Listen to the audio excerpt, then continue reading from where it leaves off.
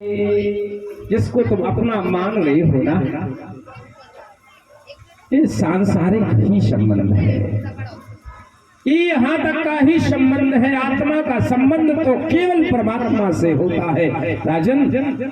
बस यदि वीर गतों की भी प्राप्त हो गए तो मेरे लिए भी हो गई, और जीत करके भी आओगे तो मेरे धाम को भी प्राप्त हो गई। इस सब कुछ छोड़ दीजिएगा। जो राग तुम्हारे अंदर है, द्वेष है, सारी चीजों को छोड़ना पड़ेगा।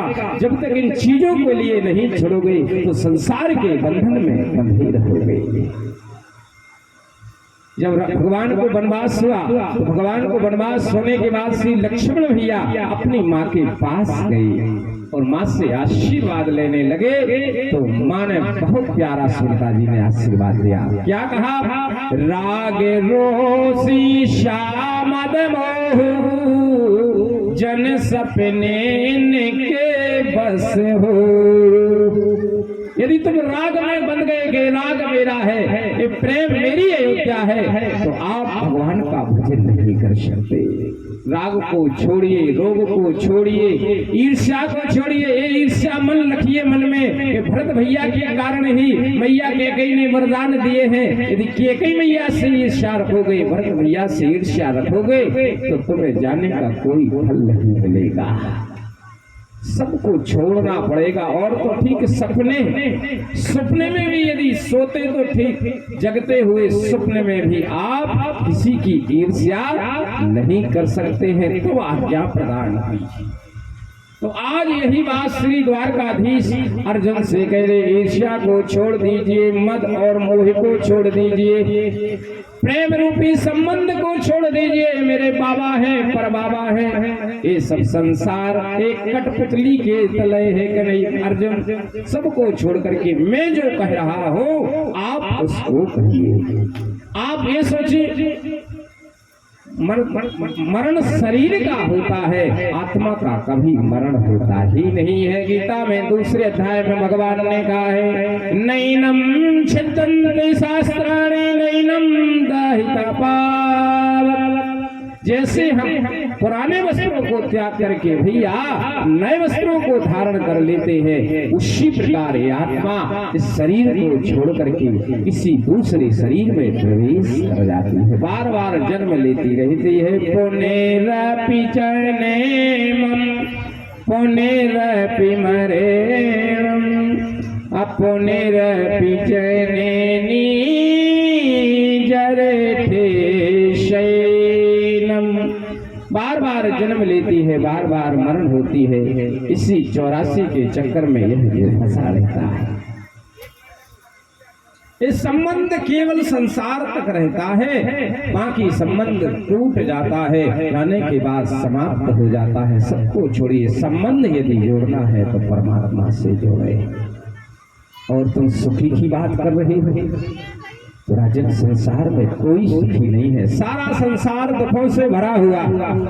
दीन कहे धनवान सुखी है, धनवान कहे सुख राजा को भारी, और राजा कहे महाराज सुखी है, महाराज कहे सुख इंद्र को भारी, इंद्र कहे सुख शंभु को भारी, पर तुलसीदास कहे भजन बिना सब जीवे दुखारी।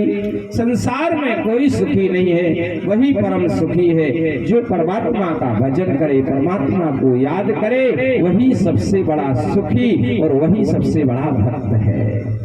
देखिए, भगवान भजन से ही प्राप्त नहीं होते, ये भजन करने वालों को ही भगवान मिले हो ऐसा नहीं हुआ। मानस उठाइए, मानस में श्री सुदीक्षण जी को पढ़िएगा, केवट के लिए कथा सुनिएगा। इनने भजन नहीं किया लेकिन एक अनुरागी बने।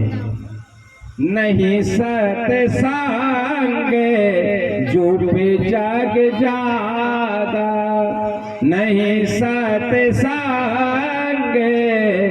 जो पे जाग जागा, नहीं तृण चरण कमल अनुराग।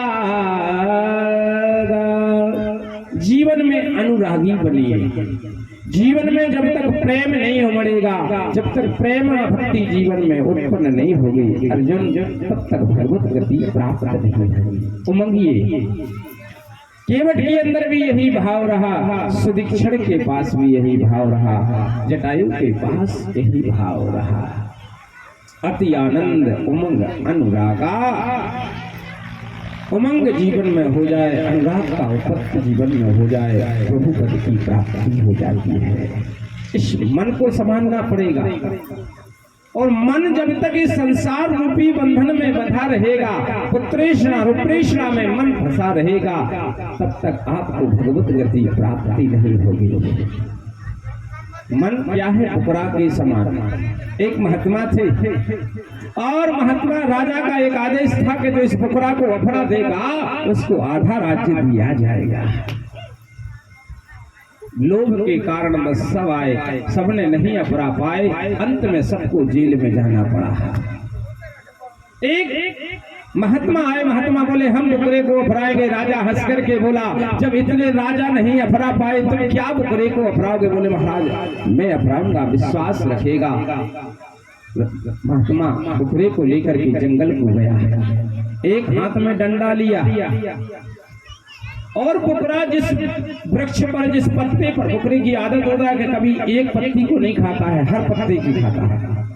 जिस पत्ते पर खाने को तैयार हुआ उसी समय महात्मा ने एक डंडा लगाया। दिन भर सैकड़ों डंडे बुकरे के लिए घरे, एक भी पत्ता नसीब नहीं हुआ। शाम की बेला हो गई, बुकरा को लेकर के महात्मा आया।